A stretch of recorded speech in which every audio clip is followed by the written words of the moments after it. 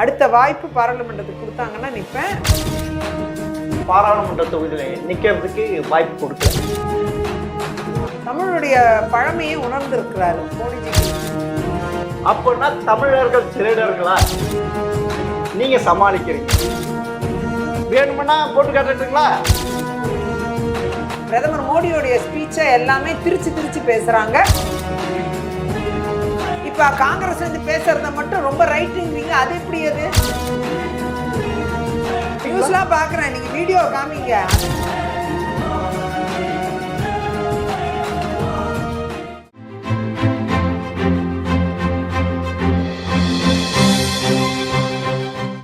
MTV நேயர்களுக்கு வணக்கம். அரசியல் ஆடுகளம் பகுதியில் விளவங்கோடு முன்னாள் எம்எல்ஏவும் பாரதிய ஜனதா கட்சியை சேர்ந்த விஜயதாரணி சந்திப்பு வாருங்கள். வணக்கம் மேம். வணக்கம் நேயர்களுக்கு வணக்கம். மேம், காங்கிரஸ்ல இருந்து பிஜேபிக்கு வந்திருக்கீங்க, உங்க கனவு இங்க நிறைவேறிருக்கா? இனிமே தான் நிறைவேறும். அடுத்த கட்டத்துக்கு இப்போ நம்ம பிரச்சாரம் பண்ணியிருக்கோம். எலெக்ஷனில் எல்லாரும் நிறைய பேருக்கு பிரச்சாரம் பண்ணி இந்த தடவை இந்த பாராளுமன்ற தேர்தலை சந்திச்சிருக்கோம். நிச்சயமாக ஜூன் 4ஆம் தேதி மிகப்பெரிய வெற்றியை பாஜக அடையும். தேசிய அளவில் மோடிஜி அவர்கள் 3வது முறையாக பிரதமராக போகிறாரு. அதற்கப்புறம் என்னுடைய பணிகள் என்னவாக இருக்கும், பதவிகள் என்னவாக இருக்குங்கிறத விரைவில் கட்சி தீர்மானிக்கும். உங்களுடைய கனவு என்ன? பாராளுமன்ற தொகுதியில் நிற்கணும்? இல்லை, அப்படிலாம் கனவு. அப்படிதானே சொல்லியிருக்கீங்க.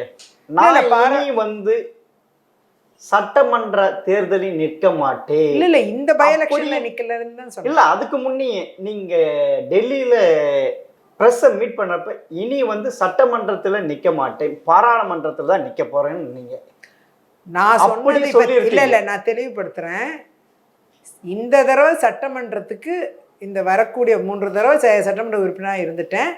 அடுத்த வாய்ப்பு பாராளுமன்றத்துக்கு கொடுத்தாங்கன்னா நிற்பேன். பை எலெக்ஷன்ல நிக்கலன்னு சொன்னேன். பை எலெக்ஷன்ல நிக்க மாட்டேன்னு சொன்னேன். அவ்வளவுதான் சொல்லியிருக்கேன். மாத்தி சொல்ற மாதிரி இருக்கேன். இல்ல மாத்திலாம் சொல்லல. நீங்க நான் இப்ப சட்டமன்ற எலெக்ஷன் வருது, என்னோட ரிசைன் பண்ணதால வருது இல்லையா? ஆமா, பை எலெக்ஷன் அதுல நிக்கலன்னு சொன்னேன். சரி, நீங்க உங்களுக்கு ஏன் பாராளுமன்ற தொகுதியில நிக்கிறதுக்கு வாய்ப்பு கொடுக்கல?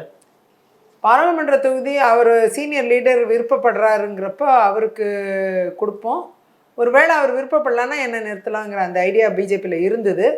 நானும் அதை ஏற்றுக்கிட்டேன். அவர் விருப்பப்படுறதுனால அவருக்கே கொடுங்கன்னு சொன்னேன். இல்லை, அவர் கண்டெஸ்ட் பண்ண விருப்பப்படுற சீனியர் லீடர் அதுவும் பல தடவை கண்டெஸ்ட் பண்ண. தமிழகத்தை 39 தொகுதி இருக்கு. அப்படி இருக்கிறப்ப எல்லா தொகுதிகளுக்கு எந்த தொகுதியிலும் நீங்க கொடுத்துருக்கலாம். இல்ல நான் கன்னியாகுமரி தொகுதியில் நிக்கிறேன்னு தான் சொல்லியிருந்தேன். இல்ல, உங்களுக்கு பின்னாடி வந்த ராதிகாவுக்கு அவங்க கொடுத்தாங்க, ஏன் உங்களுக்கு கொடுக்கல? நீங்க மற்ற தொகுதிகள், நம்ம கன்னியாகுமரி தொகுதி, அவங்க சென்னையை சேர்ந்தவங்க, அவங்க விருதுநகர்ல போய் நிக்கிறாங்க. இல்ல, அவங்க விருதுநகர் வந்து அவங்க ஆல்ரெடி அவங்க வந்து இவருக்கு பெருந்தலைவர் காமராஜருக்கு இதெல்லாம் கொடுத்துருக்காங்களே, மணிமண்டபம்லாம் கட்டியிருக்காங்க, அதெல்லாம் பண்ணியிருக்காங்க. விருதுநகர்ல சில பணிகளை பண்ணியிருக்காங்க. அதனால அவங்க அங்க நிக்கிறாங்கன்னு நான் நினைக்கிறேன். அப்படிதான் நான் நினைக்கிறேன். நீங்க ஏன் அதுவும் இல்லாம அவங்களுக்கு அங்க சில பின்புலம் இருக்குங்கிறத நம்பிக்கையில அவங்க நிக்கிறாங்க. நான் வந்து கன்னியாகுமரியில நிக்க வாய்ப்பு கொடுத்தா நிக்கலாம், இல்லைன்னா அடுத்த வாய்ப்புல என்னவோ கட்சி பணி ஆற்றலாம். அடுத்த வாய்ப்பு என்னவோ அவங்க கன்சிடர் பண்ணுவாங்க. பதவியை தாண்டி பணிகள் இந்த தடவை பார்லிமெண்ட்டுக்கு ஒர்க் பண்ணுவோம். அப்புறமா நம்ம ஆட்சி அமைஞ்ச பிறகு அவங்க என்ன சொல்றாங்களோ அந்த மாதிரி. நீங்க காங்கிரஸ்ல எந்த பதவியும் கொடுக்கலன்ட்டு தானே அந்த இதுல இருந்து தானே இப்ப பிஜேபி போனீங்க. காங்கிரஸ்ல இல்ல அதெல்லாம் இல்ல. காங்கிரஸ்ல ஃப்ளோர் லீடர் ஜெயிச்ச பிறகும், 1க்கு 2 தடவை ஜெயிச்ச பிறகும் பெண்ணுக்கு ஃப்ளோர் லீடர் தரலைங்கிற மனநிலை இருந்ததால நம்ம காங்கிரஸோட மனநிலை அதுவா இருந்தது. அதனால நாம வந்து பெண்களுக்கு ஏன் தலைமை பண்புகள் இல்லையா, இல்லை லீடர்ஷிப் ரோல் பெண்கள் பயணிக்க முடியாதா அப்படிங்கிற ஒரு கேள்வி. அதனால தான் நாம் வந்து மாறினது. அது இல்லாமல் எனக்கு ஒரு தடவை இல்லை 2 தடவை மறுக்கப்பட்டுச்சு. பிஜேபியில் பெண்களுக்கு தலைமை பதவி அவ்வளோ பெரிய லெவலில் யாருன்னா இருக்கிறாங்களா சொல்லுங்க. அவங்க டாக்டர் தமிழிசை சவுந்தரராஜன் தலைவராக இருந்தாங்க இல்லையா, பிஜேபியில் மாநில தலைவராக இருந்தாங்க. திருமதி வானதி ஸ்ரீனிவாசன் அகில இந்திய பெண்களோட பிரிவோடைய அகில இந்திய தலைவராகவே இருக்காங்க. அப்போ யாருக்கு பெண்களுக்கு தராமல் இருக்காங்க? எல்லாம் தந்துட்டு தானே. சரி, இந்த வாட்டி பாஜக அகில இந்திய அளவில் 400 இடத்துக்கு மேல நிக்குது. அதுல பாத்தீங்கன்னா 100 பேர் வேற கட்சியில இருந்து வந்தவங்க, இப்ப வந்தவங்க இடம் கொடுத்துருக்கு. அப்படி இருக்கப்ப உங்களுக்கும் கொடுத்துருக்கணும் இல்ல? அதுதான் ஒரு சீனியர் லீடர் அங்க நிக்கணும்னு ஆசைப்படுறப்ப நம்ம எப்படி அதை கேட்க முடியும்? அவங்களுக்கு கொடுத்துருக்காங்க மேம். நீங்க ஏன் நீங்க கன்னியாகுமரி தான் நிக்கணும்? கன்னியாகுமரி நிக்கணும் தான் நான் சொல்லியிருந்தேன். ஏன் வேற தொகுதி இல்ல வேற தொகுதி, நான் அங்கதானே 3 தடவை எம்எல்ஏ, அதனால அங்க நான் நிக்கிறேன்னு என் விருப்பத்தை சொல்லியிருந்தேன். என்ன கேட்டாங்க. இல்ல கன்னியாகுமரி தொகுதியில 6 சட்டமன்ற தொகுதியில விளவங்கோடு ஒரு தொகுதி 3 தடவை அங்கதான் எம்எல்ஏ நான். ஆமா. அதனால கன்னியாகுமரி பாராளுமன்ற தொகுதிக்கு வாய்ப்பு கொடுத்தா நிக்கலாம், இல்லைன்னா சீனியர் லீடர் அவர் நிக்கிறாருன்னா நிக்கட்டும், அடுத்த வாய்ப்புல நம்ம பாத்துக்கலாம் அப்படின்னு சொல்லிட்டு தான் நான். இந்த பை எலெக்ஷன்ல விளவங்கோடுல யாரு ஜெயிப்பாங்க? பாஜக ஜெயிப்பதற்கான வாய்ப்பு இருக்கு. அப்போனா நீங்க அவ்வளவு அங்க களப்பணி செஞ்சிருக்கீங்க, அதனால அப்படி சொல்றீங்களா? களப்பணி நான் செய்திருக்கேன். காங்கிரஸ் தானே ஸ்ட்ராங்கா இருக்கு, அதனால தானே நீங்க காங்கிரஸ் இருக்கிறப்ப நீங்க ஜெயிக்க முடிஞ்சது. நீங்க அதனால அதாவது 3 தடவை, ஒரு தடவை முதல் தடவை ஜெயிக்கிறப்ப நம்ம காங்கிரஸோட வலிமையில நம்ம ஜெயிச்சிருக்கலாம். அடுத்த 2 முறை ஜெயிக்கிறப்ப நம்மளும் பணியாற்றிருந்தா தான் மக்கள் ஓட்டு போடுவாங்க. வெறும் கட்சி மட்டும் கிடையாது, நம்மளுடைய பங்களிப்பும் இருக்கணும். அப்படி 3 தடவை பெரிய மார்ஜின்ல ஜெயிச்சவன் நான். அதன் பின்னர் நான் சட்டமன்றத்துக்கு 4வது தடவை அதே தொகுதியில் இன்னொரு பிற பெண்களுக்கு வாய்ப்பு தரட்டும்னு நினச்சேன். அதே மாதிரி எல்லா கட்சிகளுமே பெண்களாகவே கொடுத்துட்டாங்க. இப்போ ஒரு அன்டிக்ளேர்ட் பெண்கள் தொகுதியாக அது மாறிடுச்சு. ஆமாம், அது எனக்கு ரொம்ப மகிழ்ச்சி தான், சந்தோஷம் தான். எல்லா கட்சியும் பெண்களுக்கு உறுதியா சொல்ல முடியுமா? விளவங்கோடு சட்டமன்ற இடைத்தேர்தலில் பாஜக தான் ஜெயிக்கணும் உங்களால சொல்ல முடியுமா? ஏன்னா நீங்க 15 வருஷம் 13 வருஷமா அங்க இருந்திருக்கீங்க எம்எல்ஏ. வாய்ப்பு இருக்கு, வாய்ப்புகள் இருக்கு. ஏன் உறுதியா உங்களால சொல்ல முடியல? வாய்ப்பு இருக்குன்றீங்க. ஆமா இருக்கு, வாய்ப்பு இருக்குன்னு தான் சொல்ல முடியும். ஜெயிக்கிறதுக்கான வாய்ப்பு இருக்குன்னு தான் சொல்ல முடியும். இல்ல ஆனா ரிசல்ட் வந்த பிறகுதானே சொல்ல தெரியும் எதா இருந்தாலும். இல்ல நீங்க 13 வருஷமா இருந்தீங்க, அப்படி இருக்கிறப்ப அது காங்கிரஸ் தொகுதி. அப்படி இருக்கிறப்ப அப்படிலாம் எந்த தொகுதி யாருக்கும் எலெக்ஷன் கமிஷன் எழுதி கொடுக்கல. நீங்க தயவு செஞ்சு புரிஞ்சுக்குங்க. எனக்கு முன்னாடி 3 தடவை கம்யூனிஸ்ட் இருந்த தொகுதி அது. கம்யூனிஸ்டோட கோட்டையா இருந்ததை உடைச்சுதான் நான் காங்கிரஸ் 3 தடவை நான் எம்எல்ஏ ஆயிட்டேன். அப்ப விளவங்கோடு உங்களை வச்சுதான் ஓட்டு போட்டாங்களா? காங்கிரஸ் வச்சு ஓட்டு போட்டாங்க உங்களுக்கு? ரெண்டுமே இருக்கும். கட்சியை வச்சு முதல் தடவை கட்சி கேண்டிடேட் ரெண்டுமே. ஏன்னா என்னுடைய விளவங்கோடு தொகுதியை பொறுத்த வரைக்கும் மக்கள் வந்து அதிகம் கற்றவர்கள் இருக்கக்கூடிய மாவட்டமும் அப்படித்தான், விளவங்கோடு தொகுதியும் அப்படிதான். நல்ல well educated people, literate people. அப்படி இருக்கிறதுனால அவங்க வந்து கேண்டிடேட்டையும் பார்ப்பாங்க, யார் பெட்ரு அதெல்லாம் ஆலோசிப்பாங்க. அந்த அடிப்படையில் வாக்குகளை கொடுப்பாங்க. எனக்கு அந்த மாதிரி ஓட்டு விழுந்தது, அதில் மாற்று கருத்து இல்லை. இந்த தடவை என்ன மனநிலையில் ஓட்டு போட்டிருக்காங்கன்னு எனக்கு தெரியல. ஓட்டிங் பர்சன்டேஜ் பயங்கரமாக குறைஞ்சிருக்கு இந்த தடவை. அதுவும் ஒரு பார்க்க வேண்டிய ஒன்றா இருக்கு. சரி, நீங்க இப்ப வந்து பாராளுமன்ற தேர்தலுக்கு பிரச்சாரத்துக்கு போனீங்களா? ஆமா போனேன். எங்கெங்க போனீங்க? எல்லாம் கன்னியாகுமரி போனீங்களா? ஆமா, கன்னியாகுமரியில் அவர் பொன்னார் கூட இப்போ பிரச்சாரம் பண்ணினேன். அவருக்கு ஓப்பன் ஜீப்பில் பிரச்சாரம் பண்ணேன். எல்லா டிவிலாம் வந்தது, எல்லா பேப்பர்லாம் வந்தது. விளவங்கோடுலையும் அந்த கேண்டிடேட்டுக்காக பிரச்சாரம் பண்ணேன், அதுவும் எல்லா பத்திரிகைகள்லையும் வந்தது.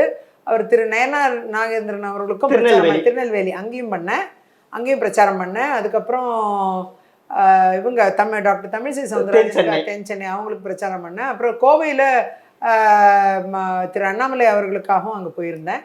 அது மாதிரி நிறைய தொகுதிகளில் பிரச்சாரம் பண்ணியிருந்தேன். சரி, நீங்க வந்து உங்களுடைய மனக்கோட்டை அதிகமாக இருக்கிறதுனால காங்கிரஸ் அதை மனக்கோட்டை அதிகம் பாஜக நிறைவேற்றும்னு நினைக்கிறேன். இல்ல மனக்கோட்டை அதெல்லாம் ஒன்றும் கிடையாதுங்க. அரசியலுங்கிற தளம் வந்து நீங்க மக்களுக்கான பணியாற்றக்கூடிய தளம்.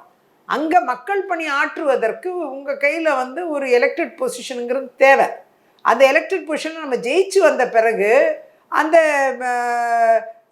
மீண்டும் ஃப்ளோர் லீடருக்கும் ஜெயிக்கிறோம். ஜெயித்து வந்த பிறகு வந்து அதை பெண்களுக்கு கொடுக்க முடியாதுன்னு ரெஃப்யூஸ் பண்றப்பதான் நமக்கு அது சிரமமா. இல்ல உங்களுக்கு வந்து சட்டமன்றத்துல காங்கிரஸ் தலைவரா தரலன்ட்டு ஒரு மனஸ்தாபம் இருந்தது, பெரிய லெவல்ல எது வர முடியலன்ட்டு ஒரு மனஸ்தாபம் இருந்தது. அதனால தானே நீங்க காங்கிரஸ் விட்டு பாஜக வந்தீங்க. அதாவது பெண்களுக்கு ஒரு தலைமை பதவிகள் கொடுக்கறது வந்து முடியாது, பெண்களால் அந்த தலைமை பதவிகளில் பர்ஃபார்ம் பண்ண முடியாது அப்படிங்கிற மனநிலை காங்கிரஸ்க்கு இருக்குது. திமுகவும் அதை விரும்பாதுன்னு அவங்க பயப்படுறாங்க காங்கிரஸ். அதனால தான் எனக்கு வந்து அது மறுக்கப்பட்டுச்சு. இல்லை, நீங்கள் ஒரு காலத்தில் ஏடிஎம்கே கூட சேரதுக்கான சூழ்நிலை நீங்க உருவாக்குனீங்கல்ல. ஜெயலலிதா இருக்கிறப்ப அவங்க கிட்ட க்ளோஸ் ஆயிருந்தீங்க. அப்படிதான் பத்திரிகைகள் எழுதுனாங்க. சேர போறீங்கன்ட்டு ஒரு இது வந்தது இல்ல. அப்ப அம்மையார் ஏன் அப்ப சேராம விட்டீங்க? அங்க இருந்திருந்தா இல்ல எப்பயுமே எதையாவது நான் ஏடிஎம்கே போறேன், பிஜேபி போறேன், நீங்க ஒரு பதவி ஏதாவது வேகன்சி வரும்போது எனக்கு தரக்கூடாதுங்கிறதுக்காகவே எப்பயுமே இதை கொளுத்தி போட்டுக்கிட்டே இருந்தாங்க. காங்கிரஸ்ல இருந்தே இந்த வேலையை செஞ்சுட்டே இருந்தாங்க, தொடர்ந்து பண்ணிட்டு தான் பல ஆண்டு காலம் பண்ணிட்டே இருந்தாங்க. அப்பனா நீங்க அப்புறம் லாஸ்டா நான் வந்து எதுவுமே தரமாட்டாங்க, பெண்களுக்கு வந்து தலைமை பண்புகள் இல்லை நம்புற கட்சியில நம்ம எப்படி இங்க பயணிக்கிறது, அதுக்குண்டான பணிகளில் நம்மளை ஈடுபடுத்த மாட்டாங்க. இவ்வளோ சீனியர் ஆன பிறகு அதுக்குண்டான பணிகளில் நம்மளை ஈடுபடுத்த மாட்டேங்கிறாங்க. மக்கள் பணியாற்றும் தளத்தில் வந்து அதனால ஒரு பெரிய கஷ்டமும் இருக்குது. பிஜேபியை பொறுத்த வரைக்கும் மிக வளரக்கூடிய கட்சி, அடுத்த கட்டத்துக்கு நகர்த்தி கொண்டு போகணுன்ட்டு மாநில தலைவர் திரு அண்ணாமலை அவர்கள் அவருடைய சீரிய முயற்சியில் அவர் நல்ல ஒரு முடிவில் ஒரு நல்ல ஓட் பர்சன்டேஜ் இந்த தடவை கிடைக்கிறதுக்கான நல்ல வாய்ப்பு இருக்குது. பிஜேபி ஒரு மிகப்பெரிய அளவில் வளர்ந்த கட்சியாக மாறக்கூடிய சூழ்நிலை ஏற்பட்டிருக்கு. இல்லை, உங்கள் உடம்புல ஓடுறது ரத்தமே காங்கிரஸ் ரத்தம். அப்படி இருக்கிறப்ப பிஜேபி எப்படி ஏற்றுக்க முடிஞ்சு? உங்களால் மனசாட்சி அப்படிலாம் ஒன்றும் கிடையாது. அதெல்லாம் அப்படி ஒன்றுமே கிடையாது. இந்த ரத்தம் தான் இதுன்ட்டு எங்கேயும் எழுதப்படல. நீங்கள் அப்படி யாருக்கும் எந்த ரத்தமும் கிடையாது. இந்த நாட்டில் இந்தியனுங்கிற ரத்தம் தான் எல்லாருக்கும் இருக்குது ஆச்சுங்களா. அதனால் ஒரு இந்தியனாக இருக்கணும் முதல்ல, அந்த இந்தியனுங்கிற உணர்வு நமக்கு இருக்கணும். அடுத்தது தமிழ்நாடை விரும்பக்கூடிய ஒவ்வொருவரும் ஒரு தமிழனுங்கிற ஒரு ஒரு ஒரு மிகப்பெரிய பெருமையை நம்ம தாங்கி நிற்கிறோம், அதில் மாற்று கருத்து இல்லை. ஆகையால் ஒரு இந்தியனுங்கிறத முதல்ல இருக்கணும், அடுத்தபடியாக தமிழனுங்கிற அடையாளம் நமக்கு இருக்குது. இதில் நான் தெளிவாக இருக்கிற ஆள். அதனால் நீங்கள் பிஜேபி கட்சி ஒரு நேஷனல் பார்ட்டி, காங்கிரஸ் மாதிரி அதுவும் ஒரு நேஷனல் பார்ட்டி. அப்படி இருக்கும்போது நேஷனோட பயணிக்கிற ஒரு வாய்ப்பு அதில் இருக்கு இல்லையா, நம்ம அதை தான் பார்க்கணும். இல்லை, நீங்கள் தமிழன்ட்டு சொல்கிறீங்கல்ல, தமிழன்ட்டு ஒரு பற்று இருக்கு. அந்த தமிழ்ங்கிற அடையாளம், அந்த அடையாளம் பாஜக இருக்கா? இருக்கு. மோடிக்கு இருக்கா? மோடிஜி அதனால தான் அதிகமாக தமிழ்நாட்டுக்கு வந்திருக்காரு, காசி தமிழ் சங்கத்தை நடத்தினாரு. இன்னைக்கு அவர் நாமினேஷனே ஒரு தமிழ் அதிகாரிகிட்ட தான் கொடுத்துருக்காரு, அவரோட நாமினேஷனையே. அது ரொம்ப பெருமையா கதை. அது அந்த அதிகாரி கையில கொடுத்த பிறகு அவர் தமிழன் தெரிந்த பிறகு ஒரு தமிழனிடம் நான் இந்த இதை நாமினேஷன் கொடுத்ததுல பெருமைப்படுறேன்னு சந்தோஷப்பட்டிருக்காரு. ஆகையால இதெல்லாமே நீங்க பாத்தீங்கன்னா மோடிஜி அவர்களும் சரி, பாஜகவும் சரி, தமிழ்நாட்டுல மக்களுடைய ஆதரவு பெற்ற கட்சியா வெகு விரைவில் மிகப்பெரிய அளவில் வரும், மாற்றுக்கருத்தே இல்லை. தமிழ்நாட்டு வந்த மாத்திரம் இந்த தமிழ் வந்து உயர்மையான மொழி, தமிழர் அறிவாளின்ட்டு சொல்லுவாங்க எங்க இருந்தாலும். மோடி ஆனா தமிழ்நாட்டை விட்டு வெளியே போனா இந்தியா முழுக்க இருக்கிற எல்லா மாநிலங்களும் இருக்கிற எல்லா மொழிகளும் முக்கியமான மொழிகள் தான். அந்தந்த ஊருக்கு அந்தந்த மொழி தேவைதான். காங்கிரஸ் அதானே சொல்லுது. நீங்க சொன்னீங்க காங்கிரஸ் தமிழ்நாட்டுக்கு வரும்போது தமிழ்னு சொல்லுவாங்க, கர்நாடகா போகும்போது கன்னடான்னு சொல்லுவாங்க, மகாராஷ்டிரா போகும்போது மராட்டின்பாங்க. அப்படி எல்லா தேசிய கட்சிகளும் அப்படிதான் பயணிக்கும், அதுல மாற்று கருத்து இல்லை. தமிழ் மீது ஒரு எக்ஸ்ட்ரா அன்பு பாசம் பாரத பிரதமர் மோடிஜிக்கு இருக்கிறதுக்கு காரணம் வந்து தமிழுடைய பழமையை உணர்ந்திருக்கிறாரு, சங்கத்தமிழை பத்தி புரிஞ்சிருக்கிறாரு. ஒரிசால சமீபத்தில் என்ன சொன்னாரு? இந்த மண்ணை சேர்ந்தவன் தான் ஆளானும் சொல்லியிருக்காரு. யாரை வச்சு அதை அப்படி சொன்னாரு? ஒரிசால. ஒரிசால அது கரெக்ட் தானே?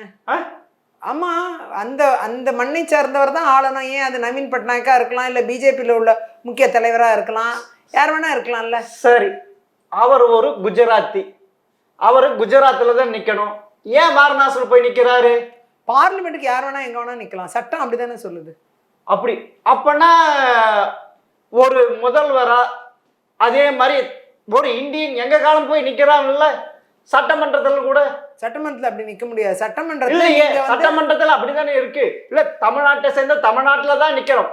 வாக்காளர் பட்டியல இருந்தா சட்டத்தை புரிஞ்சுக்கிட்டு நீங்க பேசணும்னு நான் நினைக்கிறேன்.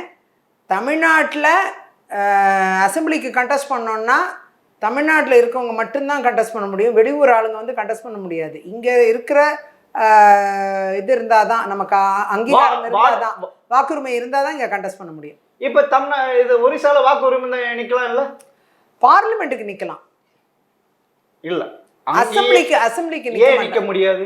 அசம்பிளியில நார்மலா வந்து அவர் அங்க வாக்கு ஆமா அதுல இருக்கு, அப்புறமா அங்க நிக்கலாம் இல்ல. நீங்க அப்படிதானே சொல்லுது. நீங்க யார சொல்றீங்கன்னு எனக்கு தெரியல.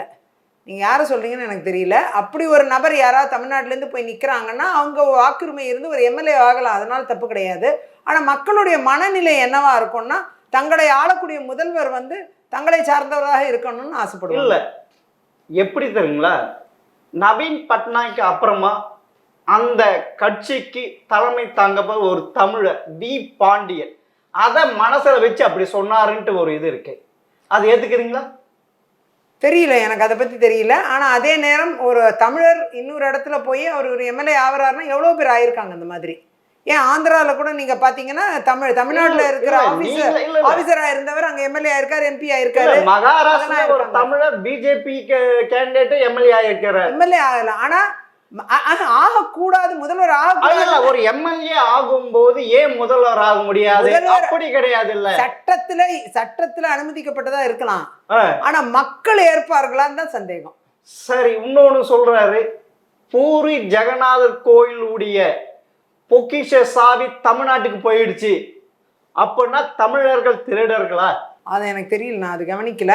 அப்படி நீங்க வந்து தமிழ்நாட்டுக்கு போச்சுன்னா அது நான் சந்தோஷம். அப்படி இல்ல எது சொல்றாரு? பூரி ஜெகநாத கோயிலுடைய பொக்கிஷ ஜாவி தமிழகத்துக்கு போயிட்டு தமிழகிட்டம் போயிடுச்சு. தமிழ்நாடுக்கு போச்சா தமிழ்நாட்டுக்கு போயிடுச்சுன்றார். எனக்கு அதை பத்தி அது எதை மீன் பண்றாருன்னு தெரியல. எனக்கு நீங்க சமாளிக்கிறீங்க, உங்களுக்கு தெரியாத விஷயமே இல்ல. ஒரு சுப்ரீம் நான் ஒரே ஒரு கேள்வி கேட்கிறேன், இதுக்கு பதில் சொல்லுங்க. தமிழ்நாட்டுக்கு நவீன் பட்நாயக் முதல்வர் ஆவாருன்னு சொன்னா நம்ம ஏத்துக்குவோமா? நம்ம ஏத்துக்குவோமா? இல்ல சொல்லுங்க. இல்ல ஏத்துக்க மாட்டேன். ஏன் இங்க எம்ஜிஆர் வந்து இருங்க, நீங்க சொன்னீங்கல்ல, நீங்க வந்து ஒரு எம்எல்ஏ ஆயிருக்கிற அந்த ஸ்டேட்ல பிறந்தவன் தான் இது ஆகணும்னு சொன்னீங்கல்ல. இங்க வந்து எம்ஜிஆர் இல்ல, நீங்க அப்படிதான் உங்க வேணும்னா போட்டு காட்டுறீங்களா? நீங்க அது வேணும்னா போட்டு காட்டுறீங்களா? நீங்க ஒரிசால அந்த ஊர்க்காரர் மக்கள் ஏற்புடைய தன்மை, சட்டம் என்னவா வேணா இருக்கலாம், மக்கள் ஏற்புடைய தன்மை எப்போ வரும்னா அவங்க சொந்த நிலத்துல இருக்கிறவங்க அவங்களோட முதல்வராக வரணும்னு ஆசைப்படுவாங்க. அதே மாதிரி எம்ஜிஆர் அவர்கள் பல ஆண்டு காலம் இங்கே பணியாற்றி இங்கே அவர் வந்து ஒரு நடிகராக இருந்து திமுகவில் ஒரு அங்கமாக இருந்து அவர் வேலை பார்த்த பிறகு அதுக்கப்புறம் சொந்த கட்சி ஆரம்பித்து தன்னை எஸ்டாப்ளிஷ் பண்ணி அதுக்கப்புறம் தான் அவர் வந்து இங்கே முதல்வர் ஆகிறாரு. அதை மாதிரி ஒருத்தர் எஸ்டாப்ளிஷ் பண்ணி வந்து மக்கள் விரும்பினாங்கன்னா யார் தடுக்க முடியும்? நீங்க தானே சொல்ல சட்ட உங்களுக்கு மக்கள் விரும்பினா யார் தடுக்க முடியும்? உங்களுக்கு சுப்ரீம் கோர்ட் லாயர், கான்ஸ்டிடியூஷன் பத்தி உங்களுக்கு நல்லாவே தெரியும். அப்படி இருக்கிறப்ப நீங்க என்ன சொல்றீங்க, அந்த மண்ணை அந்த மாநிலத்தை சேர்ந்தவங்க முதல்வர் ஆக முடியும் அப்படின்னு சொன்னீங்க. சட்டப்படி இது பாருங்க, சட்டப்படி உங்களுக்கு வந்து ஒரு எம்எல்ஏ அங்க வாக்குரிமை பெற்றிருந்தா தான் அங்க நிக்க முடியும். அவன் ஒரு எம்எல்ஏ ஆனா முதல்வர். அதுதான் சொல்றேன், அந்த கட்சியை சேர்ந்த எம்எல்ஏ. நீங்க தமிழ்நாடுன்னு சொன்னீங்க, தமிழ்நாடுல இருந்து ஒருத்தர் போய் நிக்கலாமா? தமிழ்நாடா இருந்தா அங்க வாக்காளர் பட்டியல் அவர் பேர் இருக்குன்னா நிக்கலாம், முதல்வரும் ஆகலாம், எல்லாம் ஆகலாம். ஆனா அங்க இருக்கிற மக்கள் ஏற்புடைய தன்மை இருக்கணும். நீங்க இங்க வந்து பல ஆண்டு காலம் ஒரு இடத்துல பணியாற்றி இப்ப அவருக்கு மக்களுடைய ஆதரவு இருந்தா யார் தடுக்க முடியும்? அந்த ஊர்க்காரர் மக்கள் ஏற்புடைய தன்மை, சட்டம் என்னவா வேணா இருக்கலாம், மக்கள் ஏற்புடைய தன்மை எப்போ வரும்னா அவங்க சொந்த நிலத்துல இருக்கிறவங்க அவங்களோட முதல்வராக வரணும்னு ஆசைப்படுவாங்க. அதே மாதிரி எம்ஜிஆர் அவர்கள் பல ஆண்டு காலம் இங்க பணியாற்றி இங்க அவர் வந்து ஒரு நடிகராக இருந்து திமுகவில் ஒரு அங்கமாக இருந்து அவர் வேலை பார்த்த பிறகு அதுக்கப்புறம் சொந்த கட்சி ஆரம்பித்து தன்னை எஸ்டாப்ளிஷ் பண்ணி அதுக்கப்புறம் தான் அவர் வந்து இங்கே முதல்வர் ஆகிறாரு.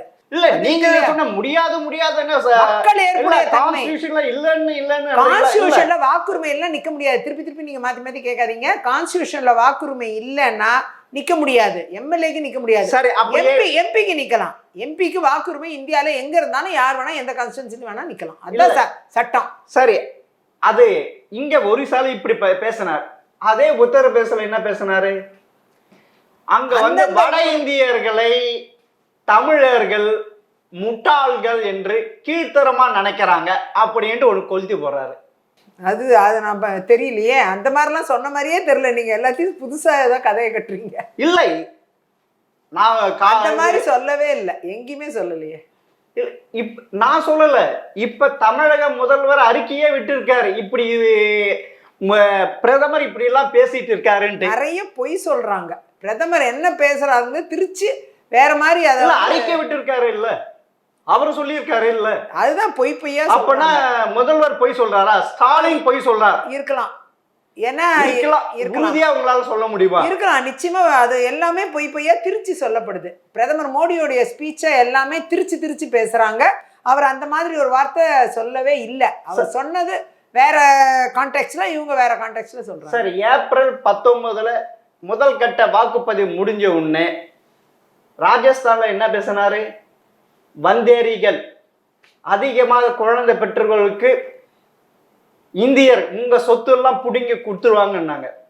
அது மாடல் கோட் ஆஃப் கான்டக்ட் பிரகாரம் தவறு தானே? நான் இதை எக்ஸ்பிளைன் பண்ணணும்னு நினைக்கிறேன். அதாவது பரம்பரை சாம் பெட்ரோடா தெளிவாக ஒரு விஷயத்த காங்கிரஸோடைய அனுமதியோட பேசியிருக்காரு. ஒன்று, அவர் என்ன சொல்லியிருக்கிறாரு, பரம்பரை சொத்து இந்தியாவில் பல ஆண்டு காலம் பழமையான நாடு இது. இந்த நாட்டில் பரம்பரை சொத்துக்கான வேர் அதிகமாக இருக்குது. ஆனால் அமெரிக்கா மாதிரி இங்கேயும் அது அமெரிக்க நாடு சில 100 ஆண்டுகள் தான், 200 ஆண்டு தான் பழமை. நம்மளது ஆயிரக்கணக்கான ஆண்டுகள் நம்ம வாழ்ந்துட்டு இருக்கோம்.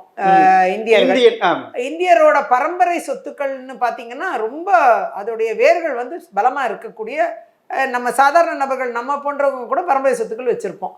அப்படி பரம்பரை சொத்துக்களுக்கு நாட்டுடைமை ஆக்குவதும் வரி போடுவதும் அமெரிக்காவில் இருக்கிற மாதிரி இந்தியாவிலையும் ஆலோசிக்கலாம், கொண்டு வரலாம் அப்படின்னு சொல்லி காங்கிரஸோட அனுமதியோடு தான் அவர் ஓவர்சீஸ் தலைவர் அவர் சொல்கிறாரு. சொன்ன உடனே அதை தான் மோடிஜி அவர்களும் அமித்ஷாஜி அவர்களும் தெளிவாக சொல்லியிருக்கிறாங்க. என்ன சொல்கிறாங்க, இது மாதிரி பரம்பரை சொத்துக்களை நீங்கள் 45%, 100% நம்ம சம்பாதிச்ச சொத்தை 45% சொத்து தான் நாம் வச்சுக்க முடியும்.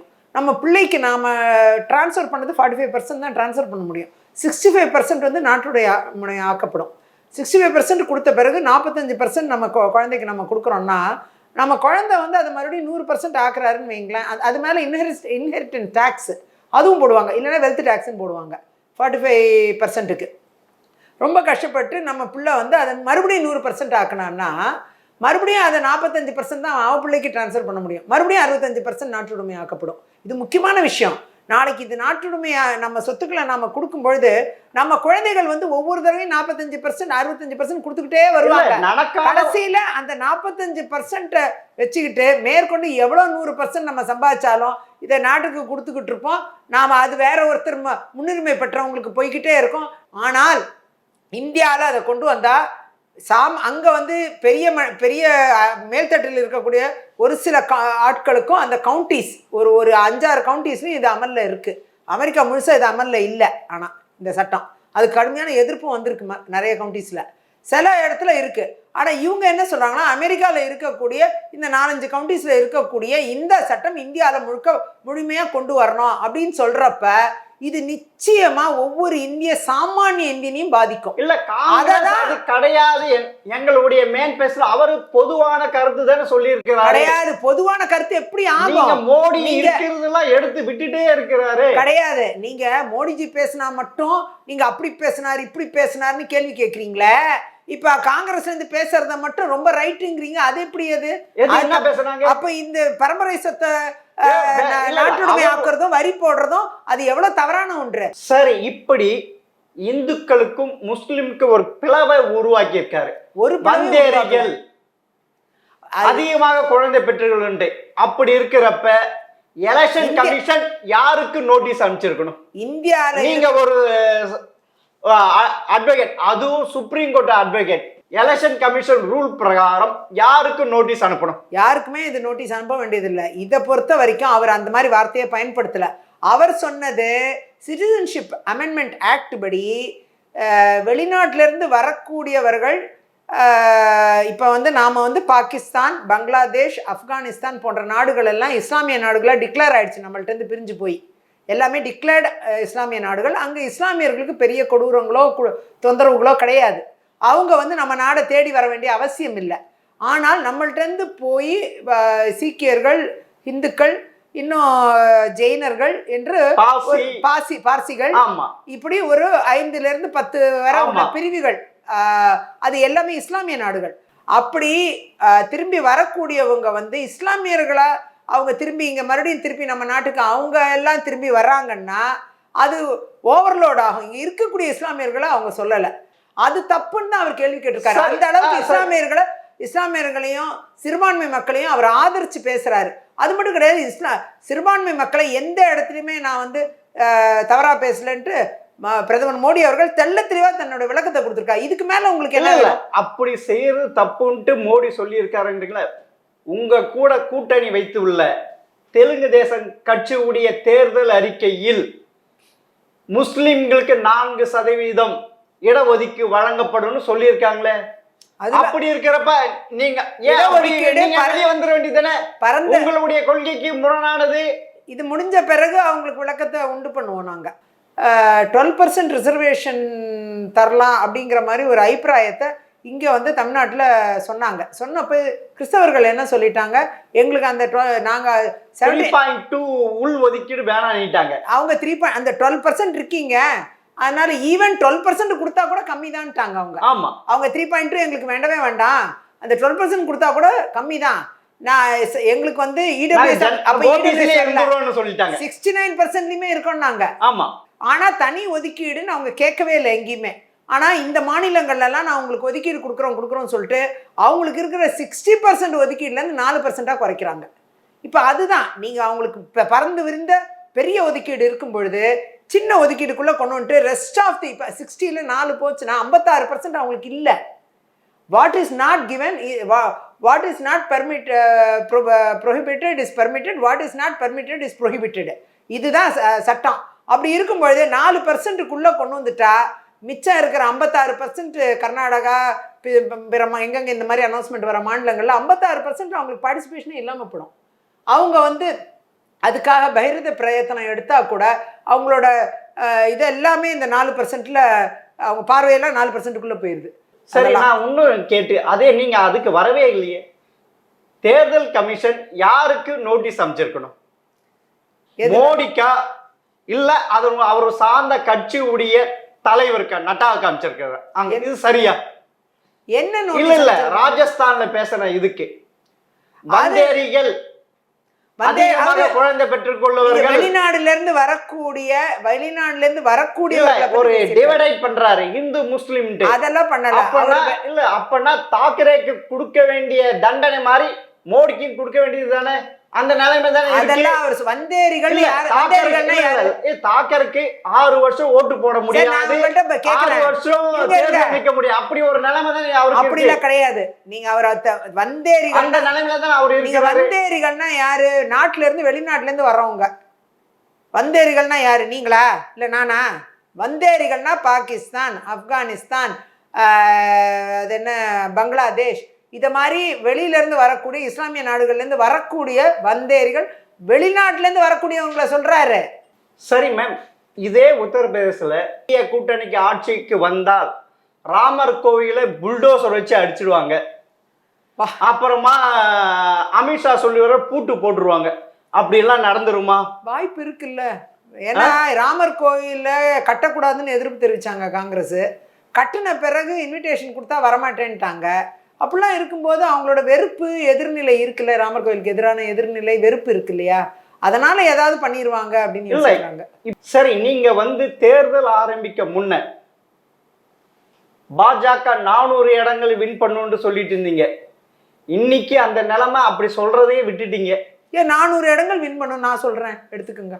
இல்ல மோடி சொல்றாரா, அமித்ஷா சொல்றாரா, நட்டா சொல்றாரா, ராஜ்நாத் சிங்? நீங்க இப்பதான் வந்திருக்கீங்க பாஜக. நானும் சொல்றேன், அவங்களும் ஏற்கனவே சொல்லியிருக்காங்க.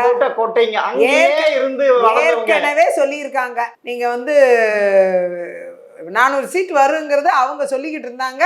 நானும் இப்ப சொல்றேன் 400 சீட் வரும். அப்படியே வச்சு இப்ப சரி, இந்திய கூட்டணியே வின் பண்ணாதுன்ட்டு ஒரு நிலைமை இருந்து இப்ப வந்து 5 கட்ட தேர்தல் வாக்குப்பதிவு முடிஞ்ச உடனே இன்னைக்கு வந்து பிரியங்கா நாங்க 300 எண்ணங்களுக்கு மேல் வின் பண்ணுவோம், ராகுல் காந்தி பிரதமரா வருவாருன்னு சொல்லியிருக்காரு. அதுக்கு ஏன் சொல்றீங்க? 22 கூட்டணி கட்சிகளை அறிவிப்பாங்களான்னு முதல்ல அவங்கள்ட்ட கேட்கணும். பிரதமர் கேண்டிடேட் இல்ல, அவங்களுக்கு தேர்தல் ஆரம்பிக்க இருக்குமா அவங்க மேல நம்பிக்கையே இல்லை. ஏன்னா இது வரைக்கும் நடக்காத பார்லிமெண்ட் தேர்தலில் இப்பதான் கம்மியா நிக்கிறாங்க காங்கிரஸ் 330 அவ்வளவுதான். அப்படி இருக்கிறப்ப இப்ப வந்து அதுல 300 இடம் வந்துருங்கிறாங்க.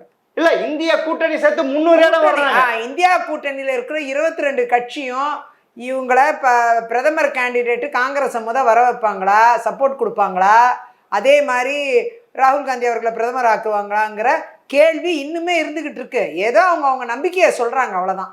இல்ல பெண்கள் பஸ்ஸில் இலவசமா போறதுனால மெட்ரோக்கு லாஸ்ன்றார். பெண்கள் இலவசமா போனா என்ன யார் சொல்றாங்க? இல்ல இல்லையா, அப்படிலாம் எதுவுமே சொல்லு. இது பெரிய பூகம்பமா வெடிச்சுது. இல்லையா, அதெல்லாம் எதுவுமே சொல்ல.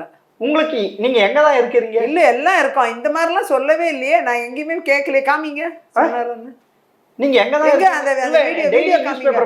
நியூஸ்லாம் பாக்குறேன், நீங்க வீடியோ காமிங்க. அந்த மாதிரி ஒரு செய்தியை கூட நான் பார்க்கல.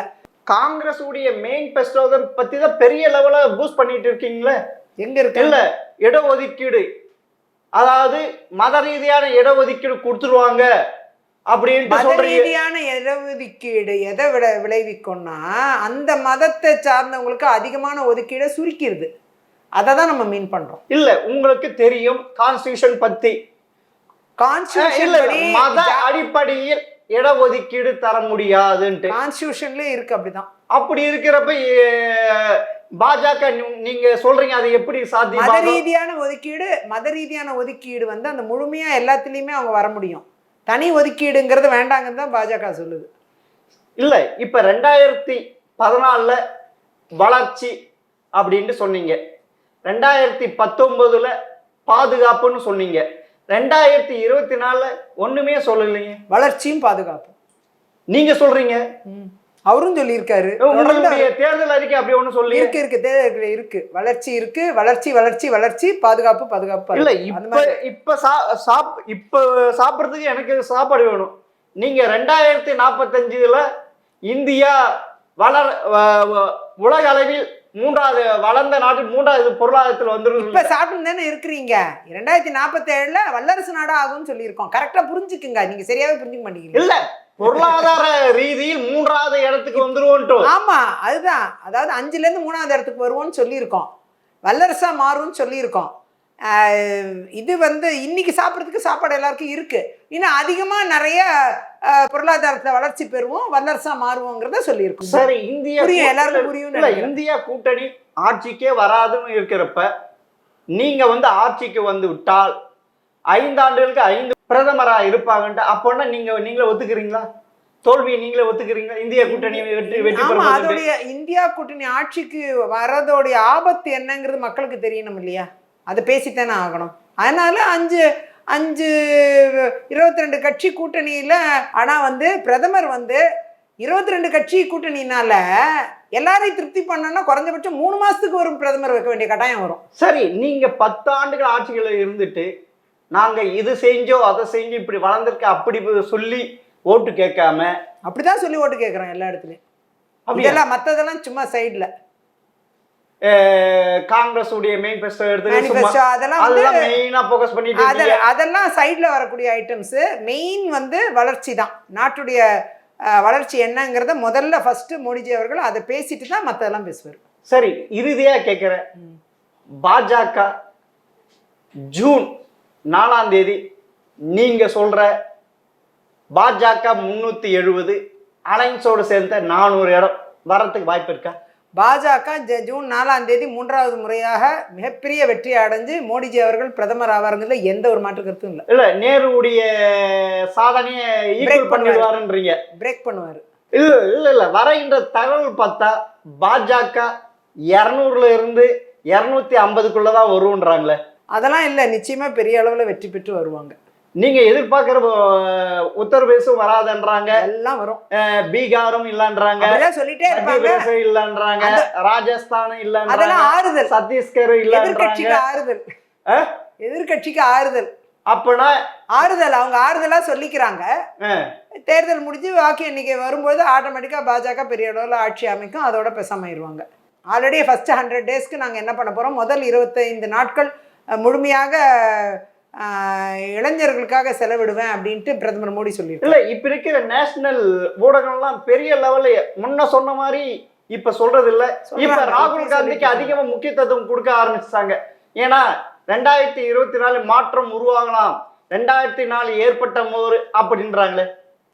மாற்றம் ஏற்படுமா ஏற்படாதாங்க ஜூன் 4ஆம் தேதி நம்ம பார்க்கணும். நிச்சயமா பாரத பிரதமர் மோடி அவர்கள் ஆட்சி அமைப்பார், அதில் மாற்று கருத்து இல்லை. ஜெம் டிவிக்காக உங்க பொன்னான நேரத்தை ஒதுக்கி மிக்க நன்றிமே. நன்றி, வணக்கம்.